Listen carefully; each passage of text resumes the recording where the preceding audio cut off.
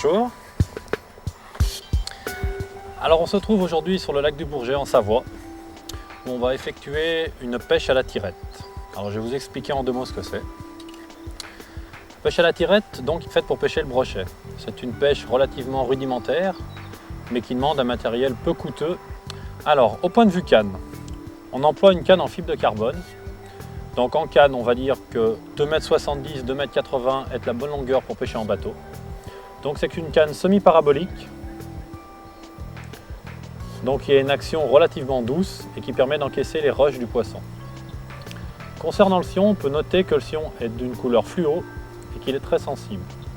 Pourquoi sensible? Parce que c'est une pêche très tactile qui demandera, lorsque l'on ramène le poisson, donc son vif, de sentir toutes les petites tirées de ce dernier et en même temps de pouvoir sentir le type du fond à l'endroit où l'on pêche.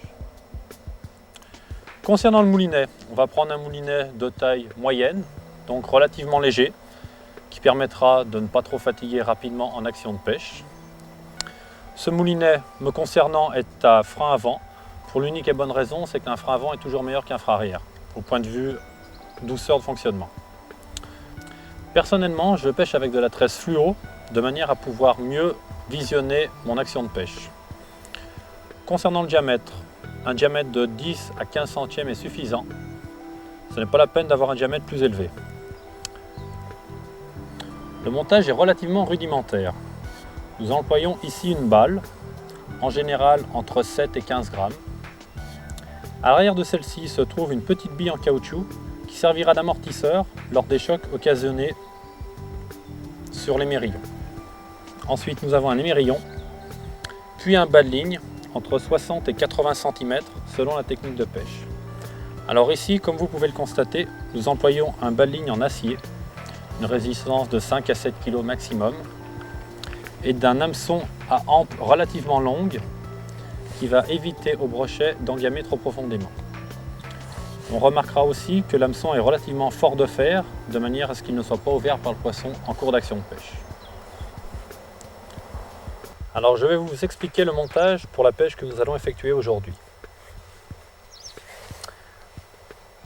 Nous allons employer donc une balle, comme dit précédemment.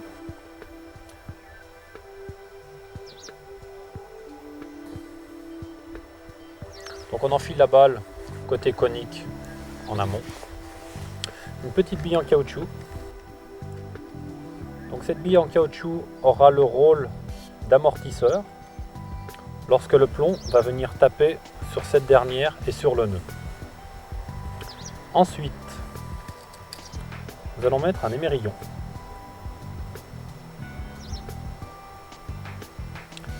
Donc l'émerillon, nous allons faire un nœud tout simple, style nœud de cuillère, où l'on effectuera 4 ou 5 tours.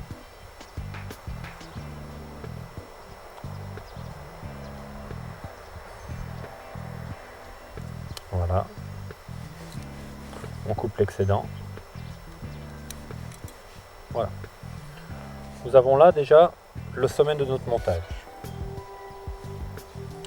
Ensuite, concernant l'acier, il y a différents types d'acier. Ici, c'est un acier gainé que je vais employer. Alors, il y a deux écoles, les personnes qui vont pêcher avec de l'acier et les personnes qui vont pêcher avec du fluorocarbone. Donc le fluorocarbone est un fil de nylon. Ici, pour pêcher le type de poisson qu'on veut, le brochet, on va employer un nylon de fort diamètre.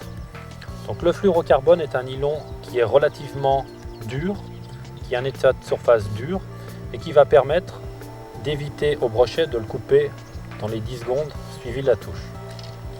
Donc, concernant l'acier, en hameçon, nous allons prendre un hameçon entre 4 et 2. Moi, je préfère les hameçons avec hampe longue qui permet quand même d'avoir un petit peu plus de débattement pour le vif. Donc hameçon très piquant. Hameçon ici emprunté à la pêche à la carpe. Voilà. Donc le nœud est tout simple. Il faut savoir qu'il y a un nœud bien spécifique pour monter l'acier qui permet d'éviter à ce dernier de coquer. Qu'est-ce que veut dire coquer? Un acier, si vous le maltraitez, il va tout de suite faire une boucle, comme on le voit ici. Donc pour éviter ça, on va faire le nœud suivant. On passe dans l'hameçon on va faire une petite boucle intérieure et on va revenir faire une petite boucle dessus. On repasse le fil dedans, on serre ce dernier et le nœud va venir glisser et se mettre en position contre l'hameçon, ce qui va éviter d'abîmer le bas de son balai. On va couper. Voilà. Ici, notre baling est prêt. Alors moi, personnellement, j'utilise des balines relativement longs, donc 60 à 80 cm. On refait une boucle de ce côté, toute simple, où l'on passera 2 fois le nylon à l'intérieur, la tresse à l'intérieur. Voilà. Là, le baling est prêt à pêcher. Je coupe. Et maintenant, je peux le positionner sur mon montage réalisé auparavant.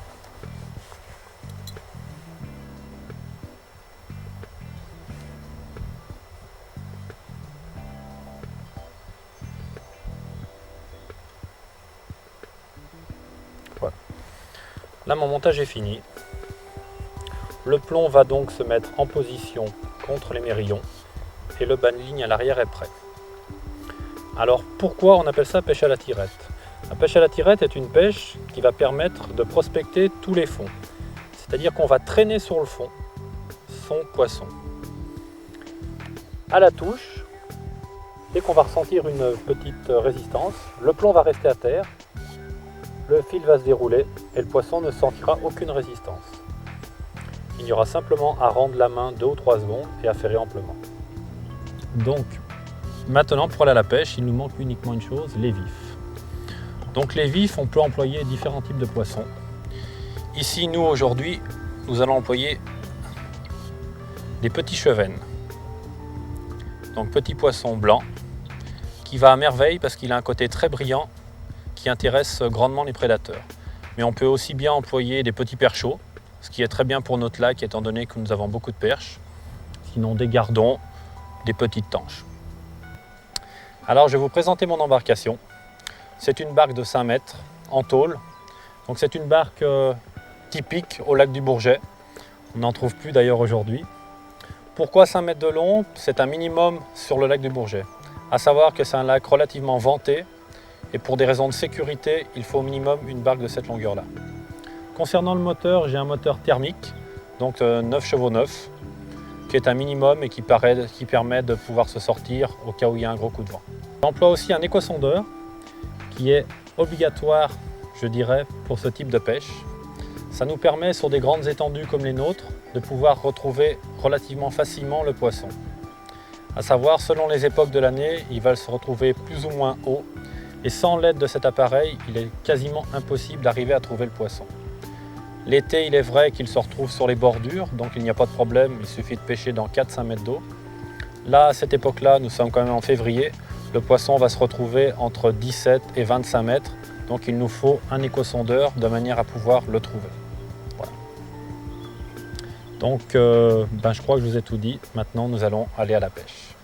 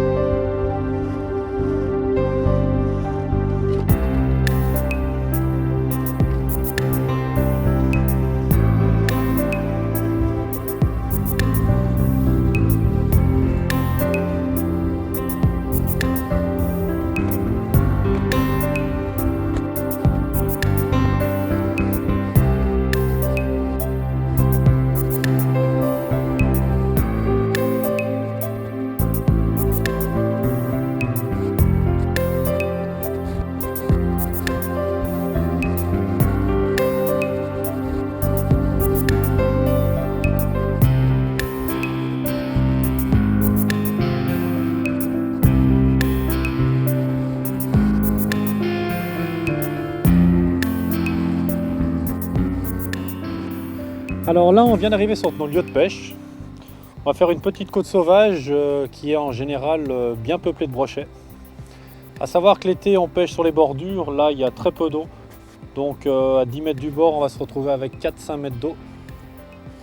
Donc là, mon éco-sondeur, j'ai 12 mètres 50. L'eau est à 6,9 degrés. Il faut éviter de tomber à l'eau à cette époque. Donc on va essayer de prendre un tout petit peu plus d'eau de manière à pouvoir aller chercher les poissons dans un peu plus de profondeur. Parce que 12 mètres va se trouver insuffisant à cette époque de l'année. Pour bien faire, il faut prendre, je dirais, au minimum entre 17 et 19 mètres pour pouvoir avoir une chance de toucher un poisson. Donc là, c'est un fond qui descend relativement rapidement. Là, je suis déjà à 17 mètres et j'ai reculé, on va dire, à peine de 5 mètres. Donc le point paraît propice pour notre type de pêche. Voilà. Donc, tout simplement, on va accrocher notre appât.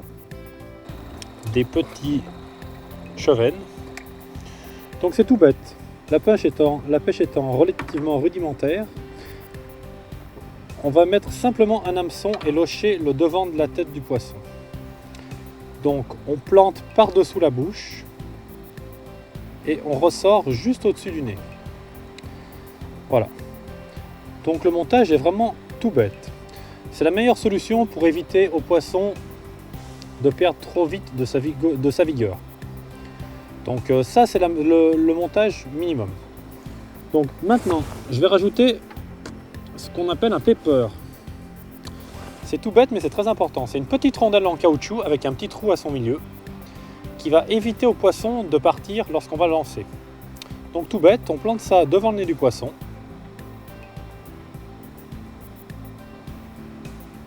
Voilà. Et le poisson va être ainsi maintenu.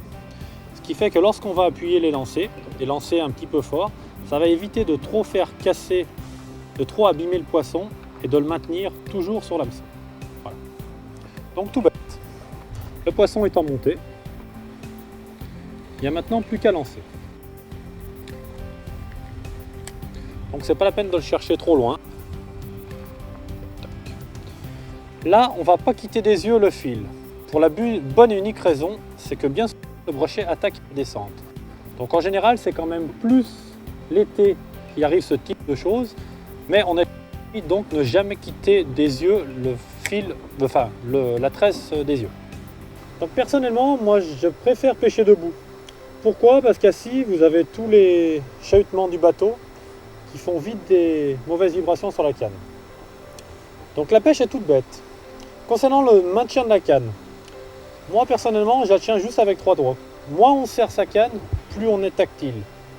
Donc le fait de la tenir avec 3 doigts, vous n'avez aucune chose qui vous gêne. Donc la pêche est toute bête. Une fois qu'on est au fond, on ne va jamais quitter des yeux le sion.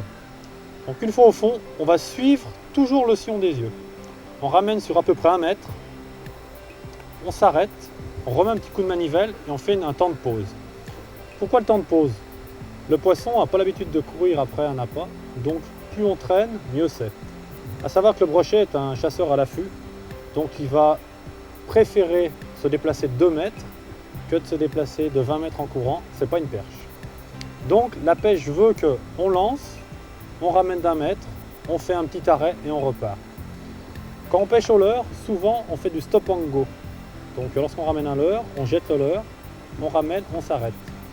Alors comment on va visionner la touche sur notre canne? Tout simple. Là, le côté pratique, c'est qu'on pêche sur un fond qui est relativement propre. Donc sur le sion, vu qu'il est très sensible, on va sentir les moindres cailloux. C'est-à-dire que lorsqu'on va ramener, si on regarde le sion, on va voir plein de petits arrêts. Ça, c'est tous les cailloux qu'on va racler par terre. Alors pourquoi cette pêche est très bonne?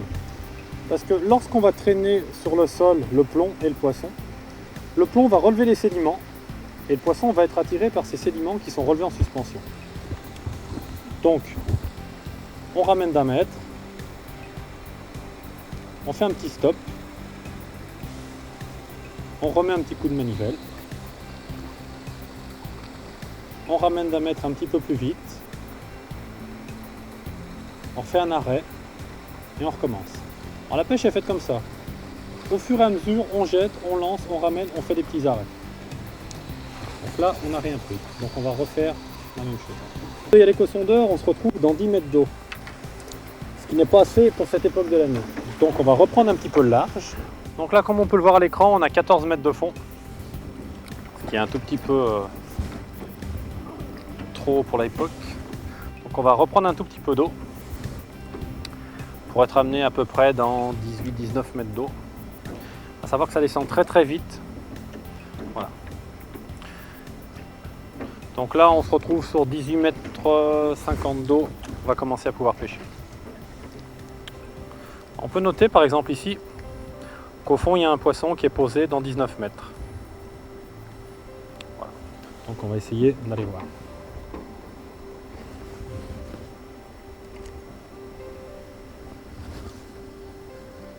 On jette, on accompagne bien la descente, à savoir ne jamais quitter de visu le fil. Et dès que le poisson aura touché le fond, on pourra commencer à ramener doucement. On descend toujours, on accompagne, toujours prêt à ferrer au cas où ça s'arrête en cours de route. À savoir, lorsqu'il y a 17 mètres d'eau, de tête, si au bout de 2 secondes ça s'arrête de descendre, c'est qu'il y a un problème, donc il ne faut pas avoir peur de ferrer tout de suite. Là, on est arrêté. Donc on ferme le moulinet et on commence à travailler. Donc on ramène tout doucement. On fait un petit temps de pause en regardant toujours le fion. On ramène d'1 mètre. On recommence la même chose. Donc il faut arriver à trouver la vitesse à laquelle le poisson mord. C'est-à-dire que des jours, il aimera que ça soit très lent et d'autres jours très rapide. Donc pour l'instant, on a fait doucement. Là, on va essayer de faire une amplitude un petit peu plus élevée qui permettra au poisson au vif de décoller un peu plus. On se stoppe et on recommence.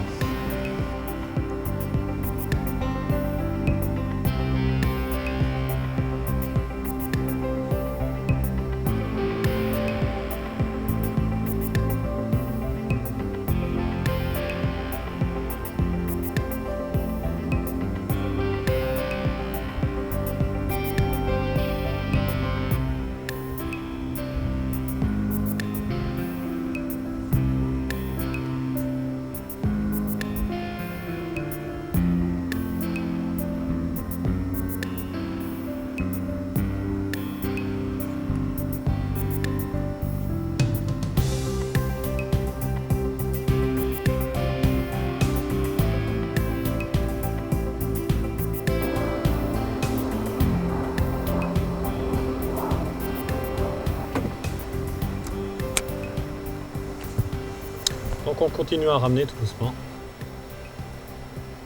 Hop. On fait amplement. Ça y est. Alors là, avoir le frein bien réglé qui permette de débrayer au minimum si jamais le poisson met un rush.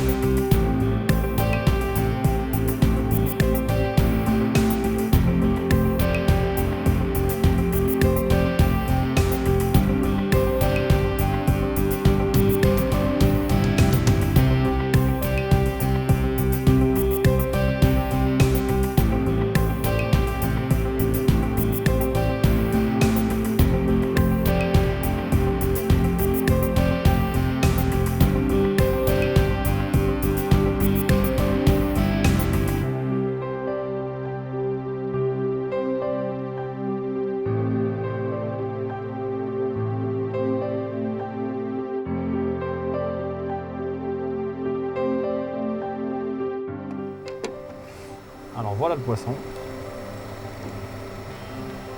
Crochet qui fait 55-60 cm. On peut noter qu'il est pris juste à l'intersection de la gueule, ce qui est très bien et dû au ferrage relativement rapide. Si on l'avait ferré plus tard, eh ben, il aura engamé, donc risque de l'abîmer si on veut le remettre à l'eau. Voilà. Donc joli poisson.